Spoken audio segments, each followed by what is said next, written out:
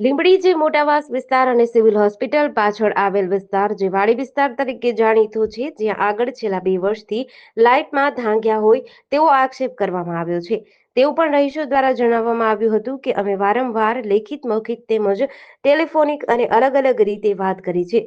તેમ છતાં અહીંયા આગળ અમારે વીજ જે છે તેનો પાવર ઓછો આવે છે, જેના કારણે ઘરની સાધન સામગ્રી ચાલતી નથી. આ બાબતને લઈને આજે વાડી વિસ્તારના રહીશો લીંબડી પીજીવીસીએલ કચેરી ખાતે દોડી ગયા હતા. અત્યારે ત્યાં પણ કર્મચારી અધિકારી મતલબ કે જે એન્જિનિયર સાહેબ છે જે હાજર ન હતા. જેઓ મીટિંગમાં ગયા હતા એટલે તેના અન્ય કર્મચારીને અરજી હેન્ડઓવર કરવામાં આવી હતી. આ વિસ્તારના રહીશોની એક જ માંગ છે કે આ વિસ્તારમાં સમયસર વીજળી મળી રહે. મારું નામ નંદલાલભાઈ મોહનભાઈ મકવાણા, લીંબડી મોટોવાસ વાડ વિસ્તાર. અત્યારે જે આપણે જીબીમાં જે ડીમ ફૂલ લાઇટ થાય છે 6 મહિનાથી અરજીની આપી છે અને ઝાઝા ટાઈમથી રાતે લાઇટ રહીને ડીમનો ફૂલ થાય છે, એટલે પૂરતો પ્રકાશ આવતો નથી. એટલે લાઇટમાં ડીમ આપણે પંખા, ટીવી એ બધા રહ્યા ને ઉડવાની શક્યતા લાગે છે વધારે.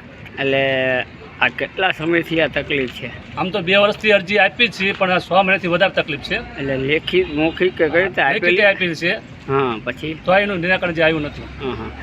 એટલે આપ જે વાત કરી રહ્યા છો તેની વાત કરીએ તો અત્યારે જે પીજી વિશે કચેરી તમે આવ્યા છો તો તમને અત્યારે કઈ પ્રકારનું આશ્વાસન મળવામાં આવ્યું? આશ્વાસનમાં એવું મળ્યું કે કોઈ સ્ટાફ છે નહીં, પણ બીજા જે અંદર જે સિનિયર ક્લાર્કો છે એ લોકોએ અરજી સ્વીકારી છે કે આનું ઝાઝા ટાઈમથી જે નિરાકરણ છે એનું વધારે સોલ્યુશન આવી નમ્ર વિનંતી. JDC ન્યૂઝ સાથે કલ્પેશ વાઢેર, સુરેન્દ્રનગર.